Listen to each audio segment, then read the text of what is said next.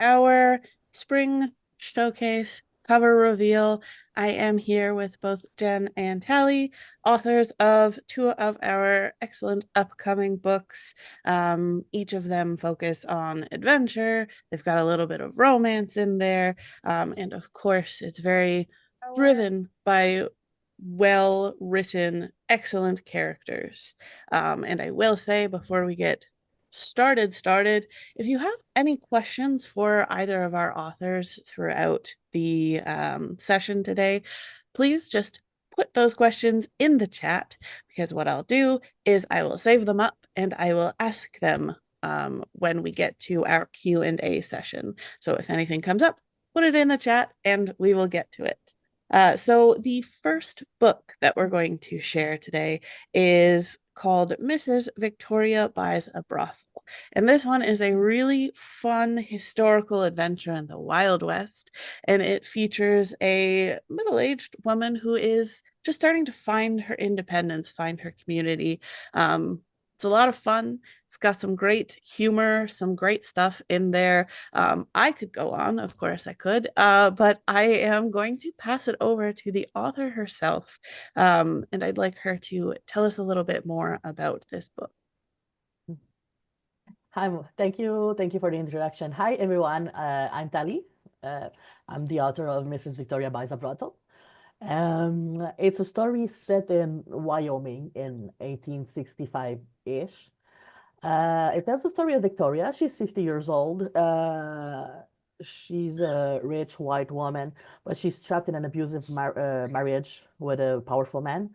So the story starts when she decides to escape, and she only brings with her in the dead of night. She only brings with her a massive white wedding dress.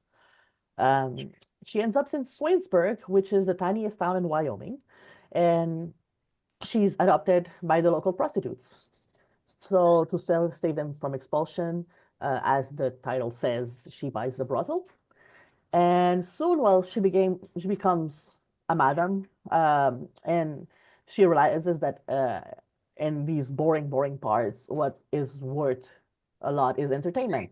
So it's almost fun to take control of it and like do piano recitals and can shows and stuff like that. But the more popular she gets, the more there's a risk that her husband finds her again. Um, and meanwhile, during all that time, also she falls in love because it's a romance. She falls in love with a woman. Victoria has no idea that woman can even love other women, so it all happens without her noticing. And the beautiful widow Natane Diaz uh, is people say like she's weird and she's scary and she's off-putting, but actually she's just lonely and very awkward. So it's a beautiful friendship that becomes a romance. And I wanted to tell a story about the West, but like subvert the usual Western tropes. I wanted to talk about people who built the American West, women, people of diverse ethnicities, Native Americans. I wanted to talk about queerness and neurodivergence in a historical setting too. Uh, I wanted to make a story about women helping women, even if sometimes it's to bury the body of your dead husband. So, like, I make one promise in the book that the husband dies. So yeah, this is it. This is Victoria Buys a Brothel. Can't wait for you to read it. Amazing. Thank you. I have read this one, but I am looking forward to reading it again when it comes out in a beautiful physical copy, covered by a cover we will see shortly. So I was actually wondering if you would be interested in providing us with a short reading from your book. Yeah, okay, I'll do that. Just give me a moment. Or did I leave the window? Okay. Okay, just give me a moment.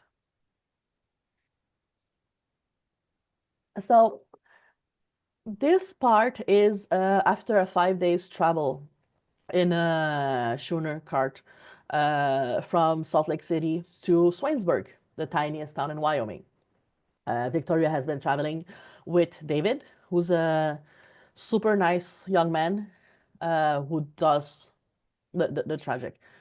David is very excited, very happy person, and but he spends a lot of time in his own head. So um, they're nearing. This is the last day. They're very near Swainsburg, but right before that, they come closer to the Diaz farm. So here's where we start.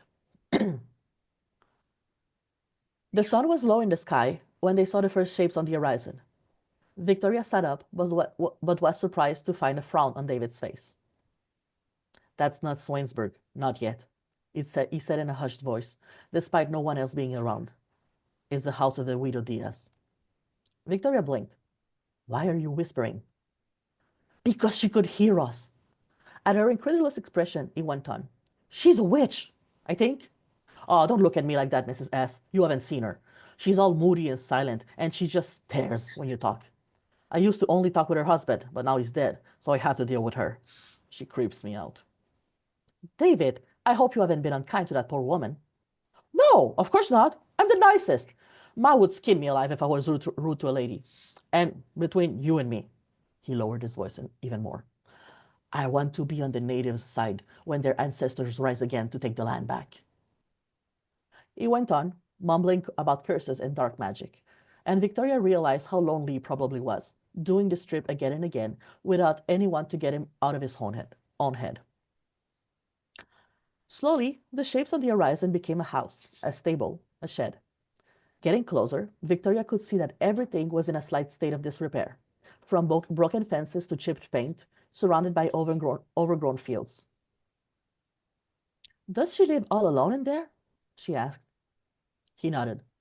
Ever since Mr. Diaz passed away. Honestly, I don't think it bothers her. She never seemed to like people. They reached the main house, and David breathed a sigh of relief at the dark windows. Thank God she's not home. I won't have to. He was interrupted by barking. Two enormous Rottweilers burst from the porch and ran towards them, climbing over each other to get in the cart. Victoria shrieked in terror and backed into David.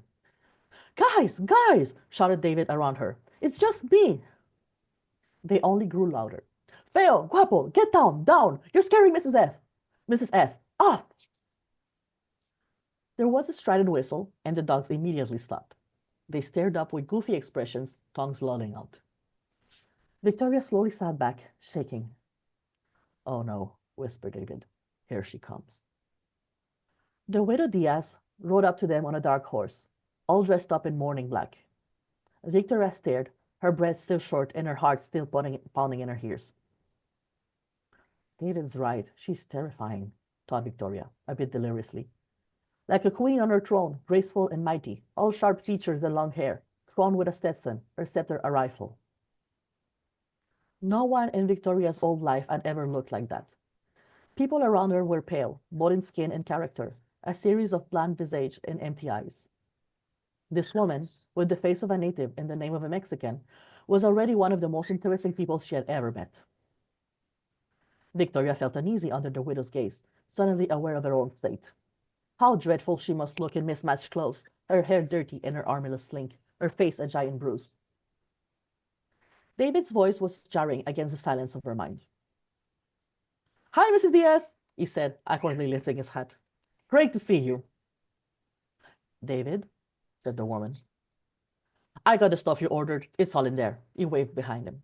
But I can't stop right now. It's getting dark. I can come back tomorrow, all right? The widow Diaz looked at her again. David waited for Victoria to say something, but she could not form a single thought. The silence stretched for a couple of seconds until he broke down. Hey, look at you, he said too loud. You get to meet our new guest from before everyone else. This is Mrs. S. She's from Salt Lake City.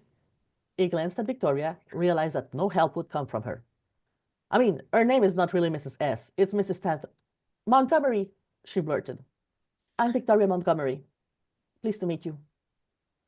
The woman stared a moment too long, a hint too intensely. Hello. Pleased to meet you, Victoria repeated without noticing.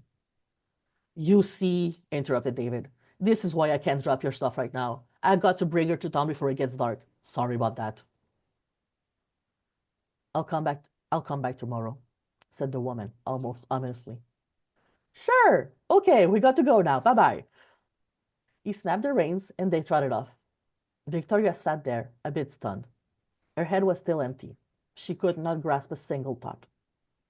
As always, David could not stand the silence. Montgomery? He asked. My maiden name, she muttered. Yeah, okay. No problem, Mrs. M. On the horizon, there was the shape of a small town. For the first time since she had left her house, Victoria looked back over her shoulder. And that's it. Excellent. Thank you so much. That was an excellent place to just end the reading. It felt very I don't know, like it's introducing what's coming next. It was great. So thank you so much. Thanks. So we're going to move away from Mrs. Victoria for just a moment. And we are going to be talking about the second of the spring releases that we're going to talk about today, which is Winging It. This is the next installation in the Lucky in Love series, which follows Crushing It.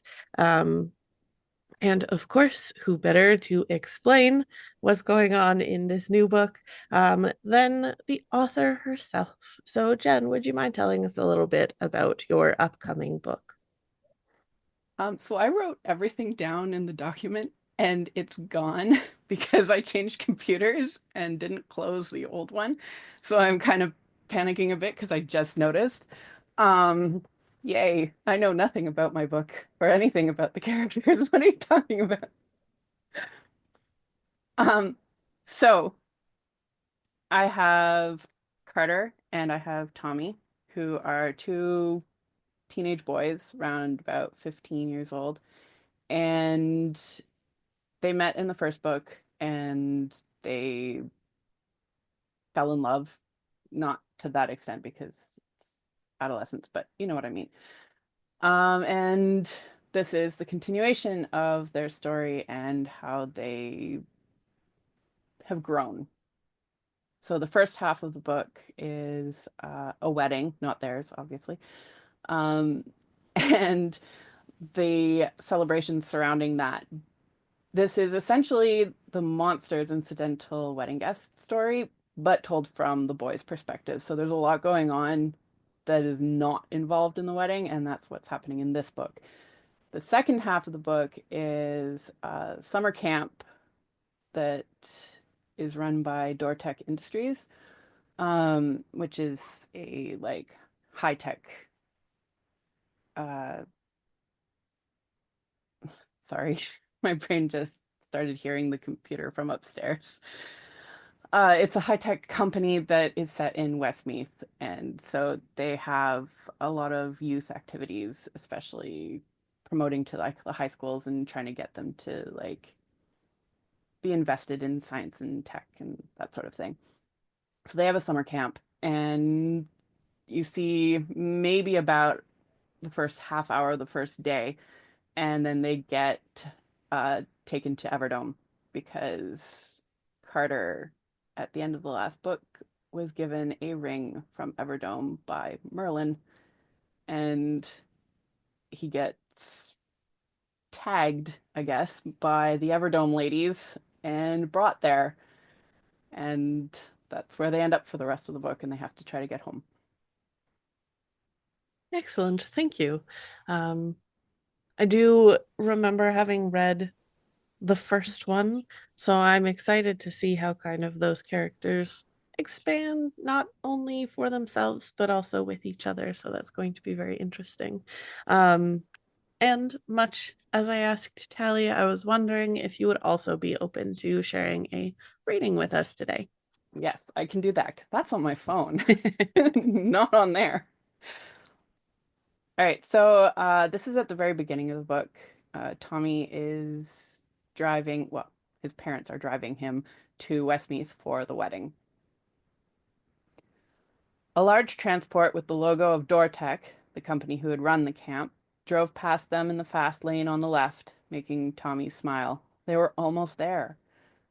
I hope I pass the qualifying test this week for the Dortech summer camp, Tommy said anxiously.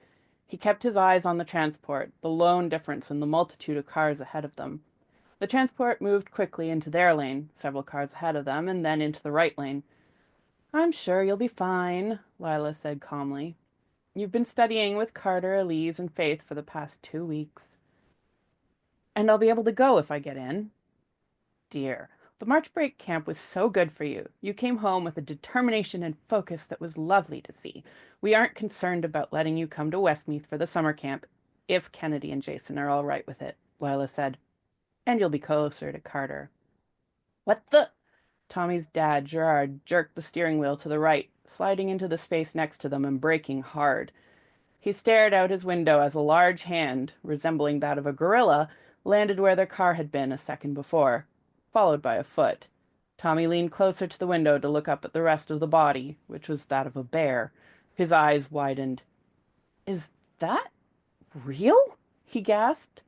The monster didn't stay beside them for long, charging forward on all fours and knocking cars aside. Gerard slowed even further, making room for the other cars. 2 figures on a motorcycle sped past on the shoulder. Tommy wrinkled his nose and scoffed. What's their hurry? Lila turned to see what he was looking at and drew in a sharp breath. Of course, she murmured.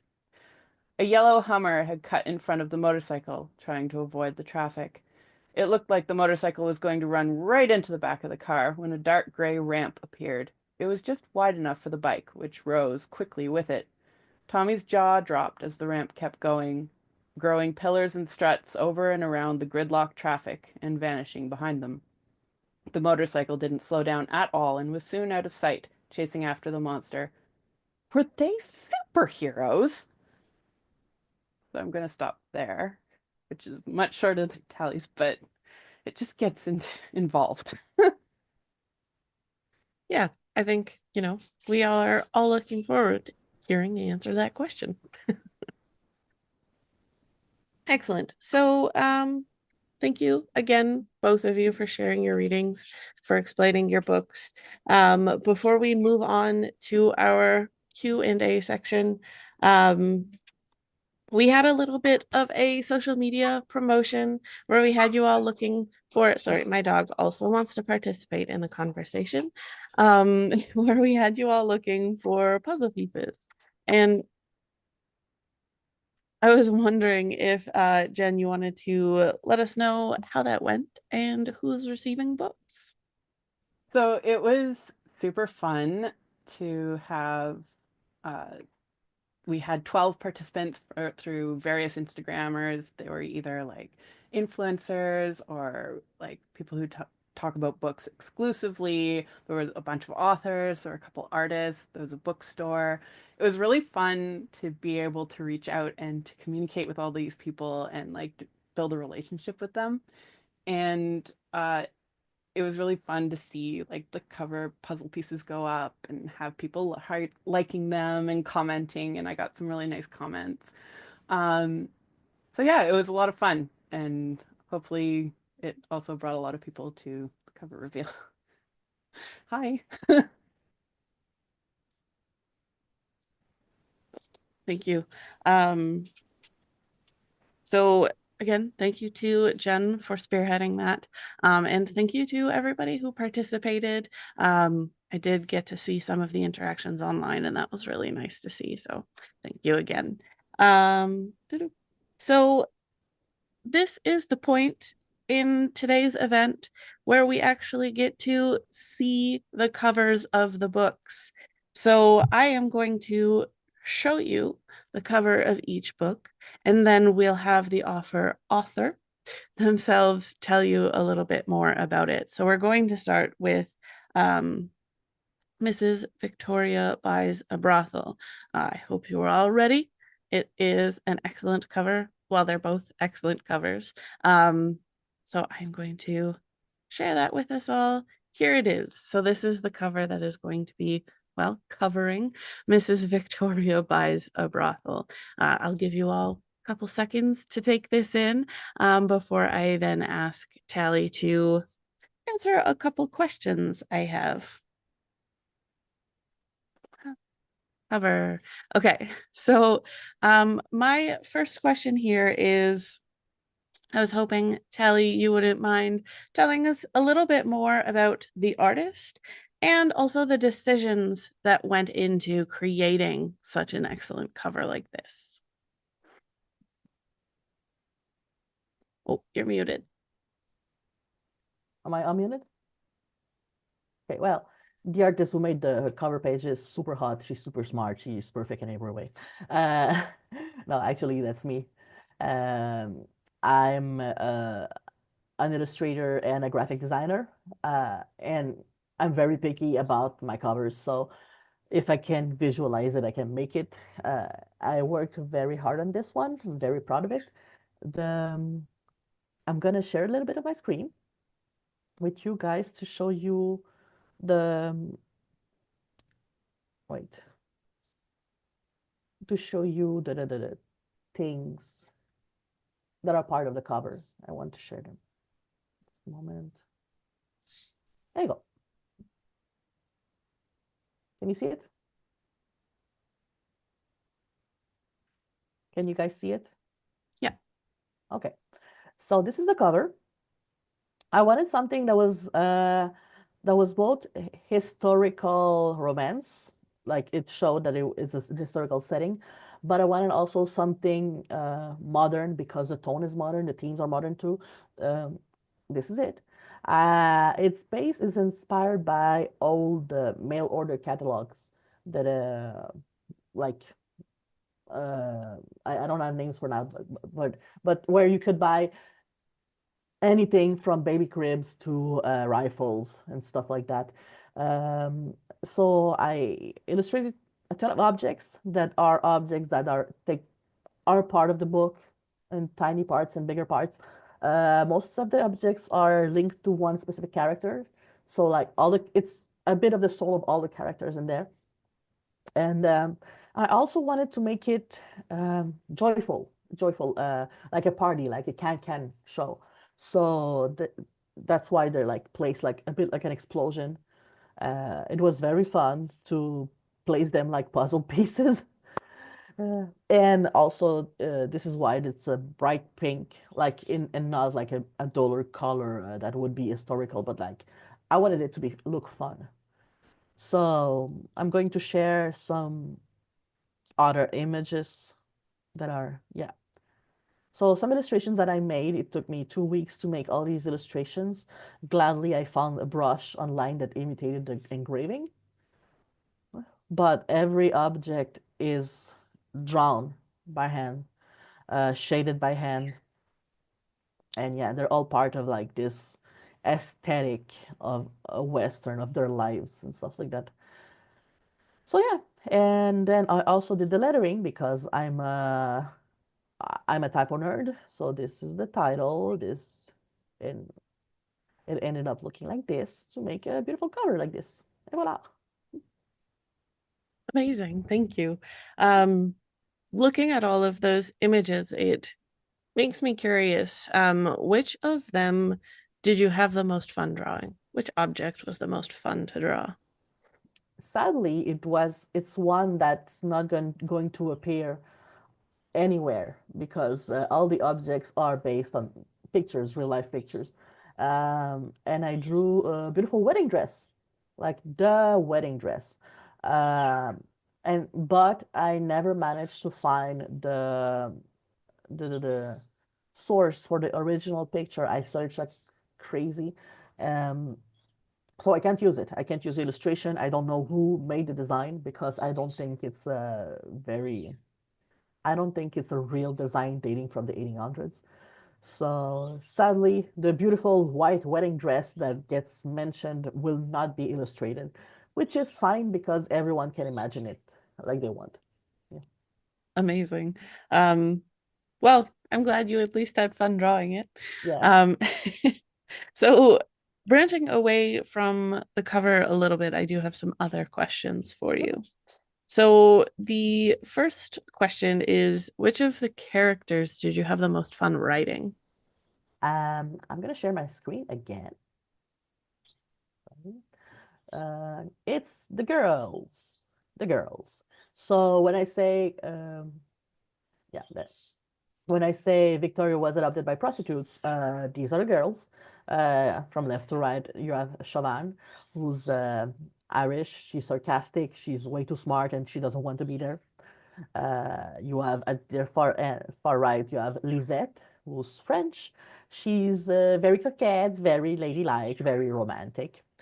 And you have in the middle Consuelo, who's Mexican, and she's the local dominatrix. She's very into BDSM. The cowboys will go to see her to be treated like cattle or horses, because if they wanted to be treated like men, they wouldn't go to see her. So they're the background noise to Victoria's story. They're very lively. They constantly bicker with each other. They all have their own story, but they're like kind of a Greek chorus, like answering to Victoria. That's how I treat them. I just love them so much. I can't wait for people to know them and love them too.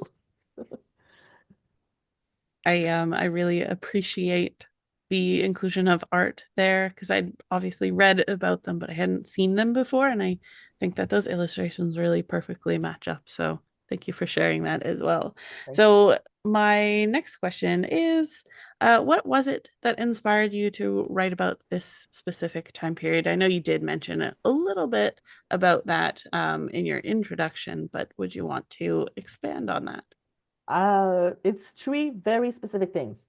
First, people who are watching might know that I was very into the book Good Omens in the series too. So I spent years drawing fan art. And what's fun about the characters is that they're genderless and timeless, so you can like dress them up as you want.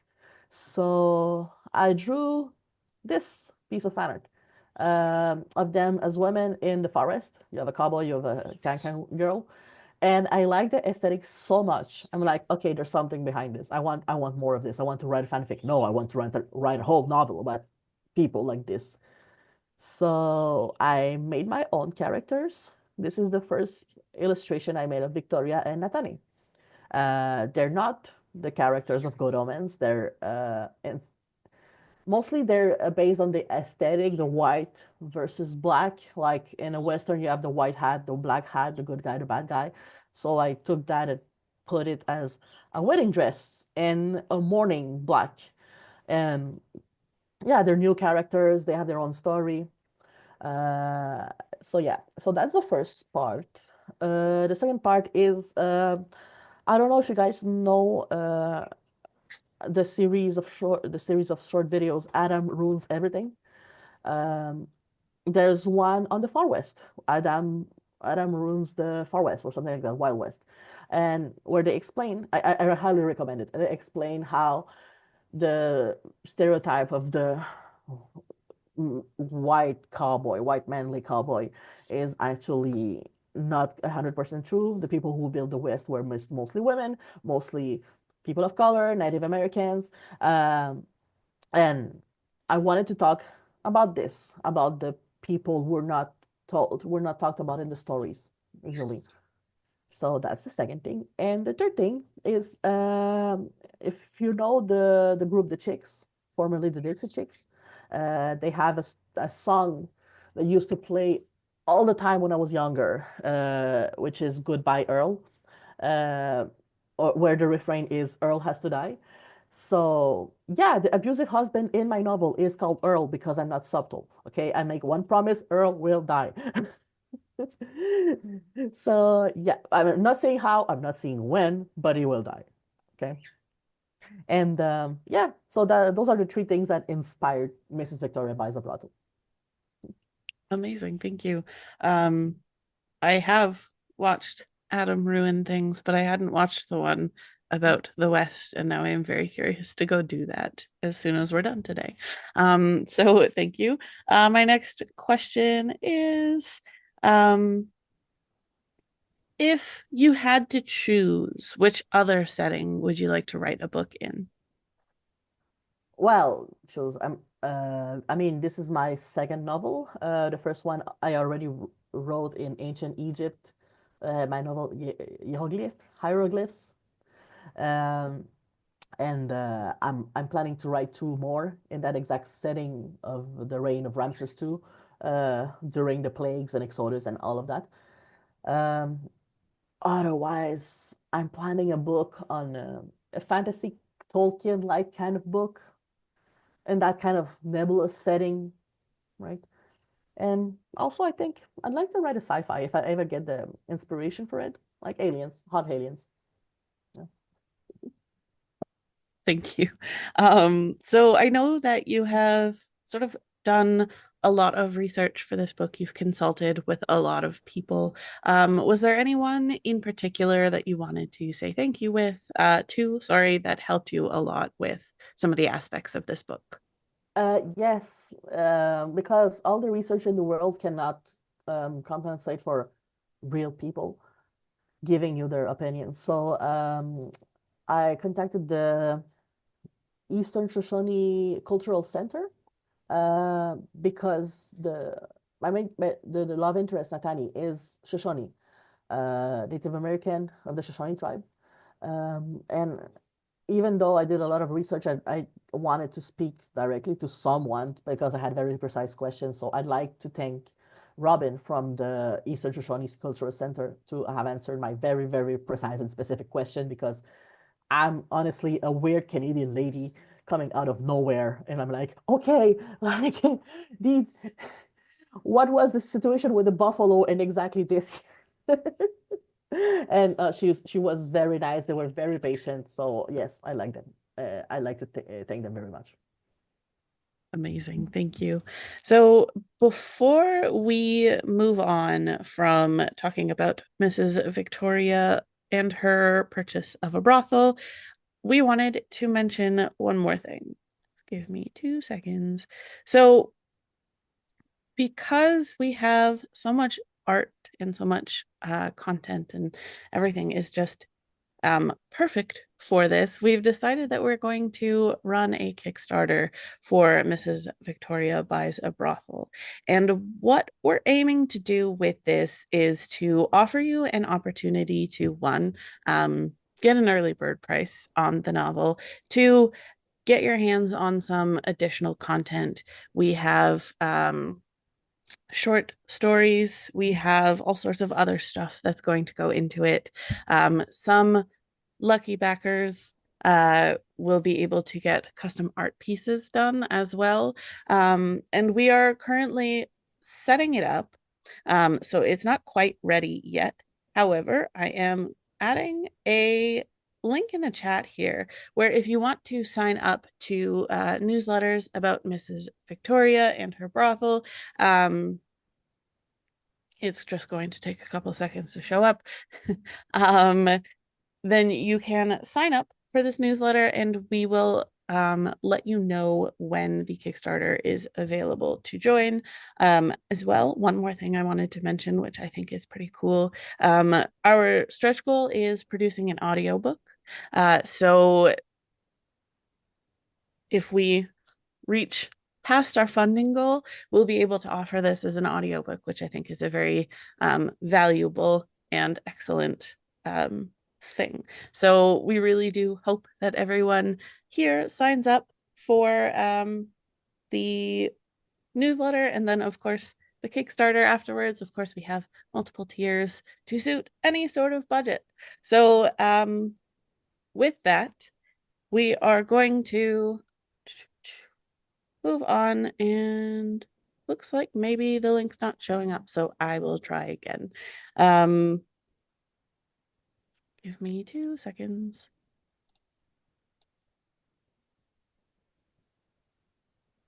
Alrighty, better. Okay. So with that, I just want to say thank you again to Tally before we move to revealing the cover of Winging It. So get your eyeballs ready and I will share it in now. So this is the cover of Winging It.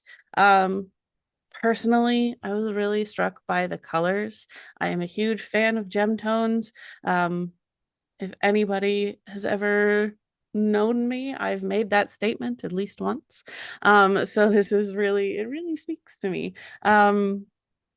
So what I'm going to do, similar with the last cover, is I'm just going to ask the author a few questions about it, have her share her perspective and sort of the process of getting this cover created and available for us all to take a look at.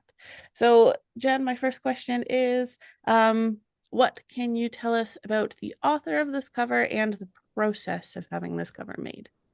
So the artist that I worked with goes by Pink Piggy.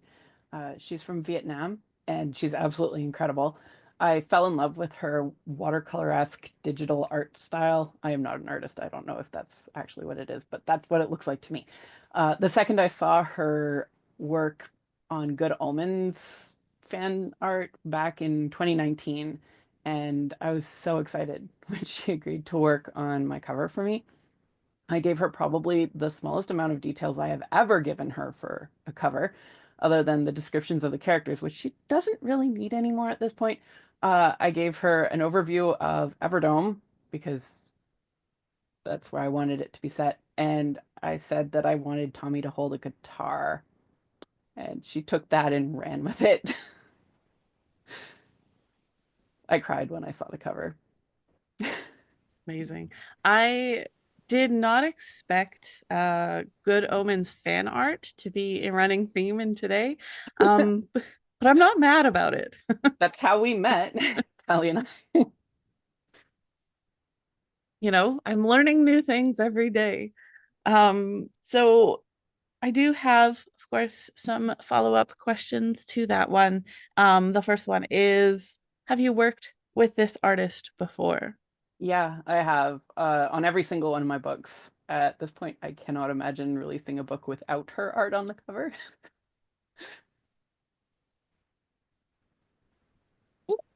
That answer might not lead naturally into my next question because my next question kind of goes against that point, but humor me.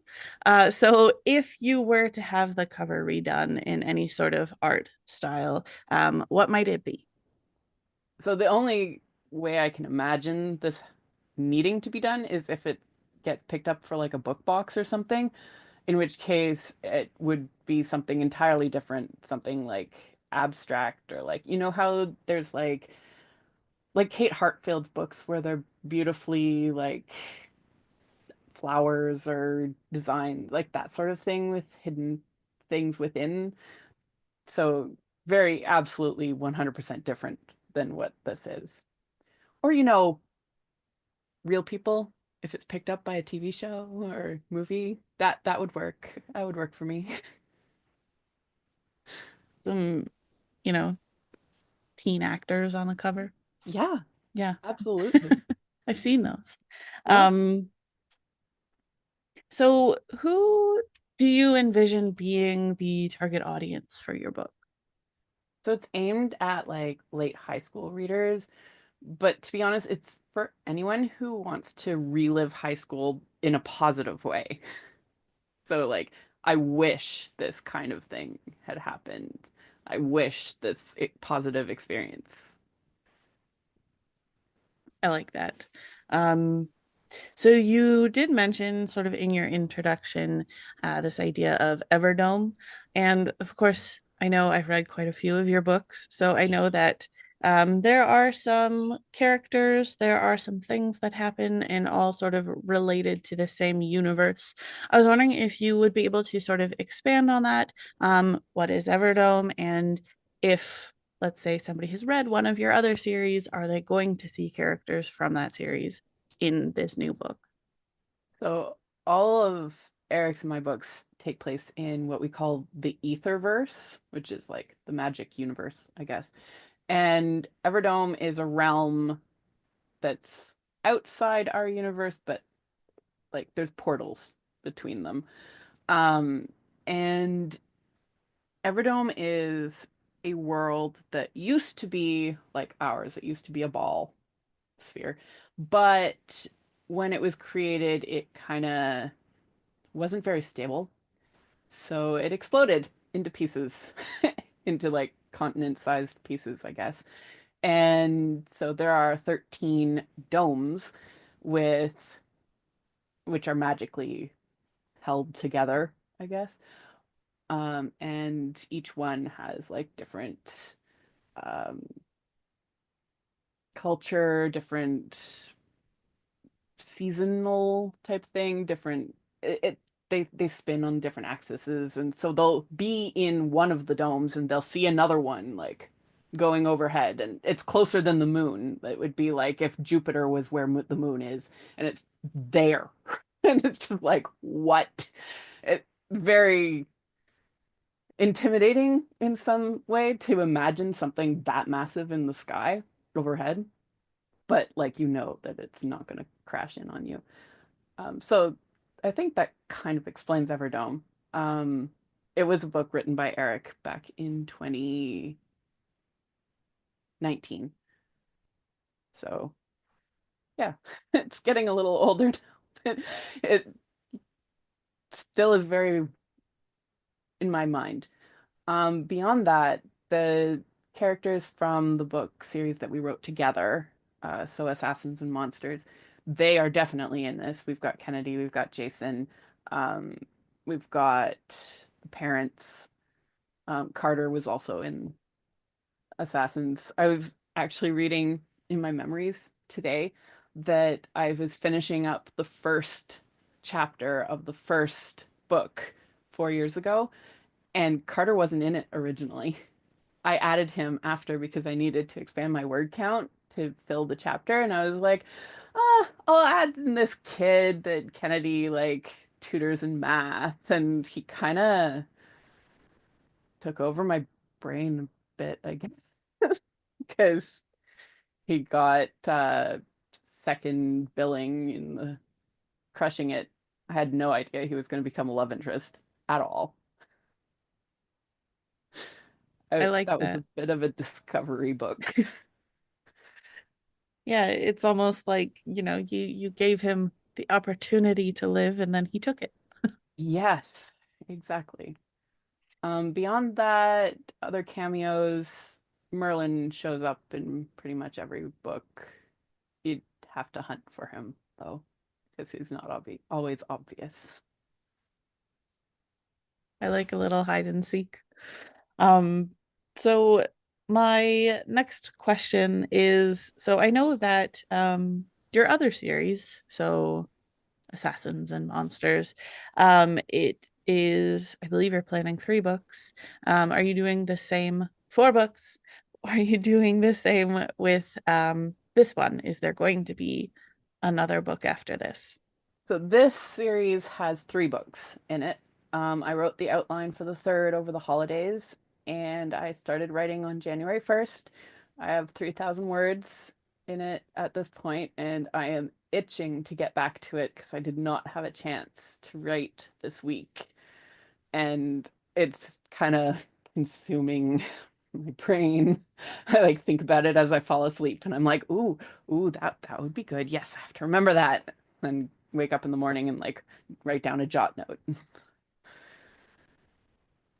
I'm excited. Thank you. So that concludes my questions. And I would like to say first, thank you to the authors for indulging me today. Mostly, I just asked you to speak and then I sat back and watched. So I appreciate your patience and your indulgence. I also want to say thank you to everyone who attended today, who watched a part or even all of our stream. We do really appreciate having people in the audience, as well. The comments, I thank you for leaving those. Before we fully wrap up today's event, I wanted to talk about one more thing. So we have one more spring launch that we are going to be doing a cover reveal event for.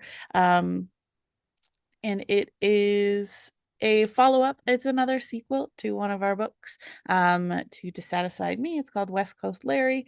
And what we are going to be doing with that one is it's going to sort of have its own event with some things going on that are more central to its theme. It's a bit different from the books we've showcased today, so we want to give it its own spotlight.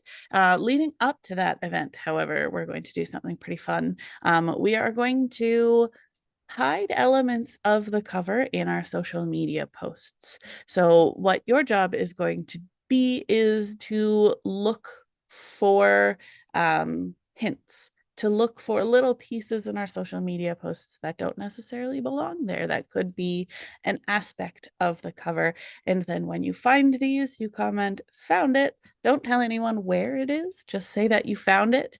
And then we will enter you into a draw to win a copy of the book. So keep your eyes peeled for these little hints, these little breadcrumbs, as well as an announcement of the date for the event. And with that, I am going to once again say thank you to everybody around, and pretty much just enjoy your day, and we will see you at the next one. Thank you, everyone.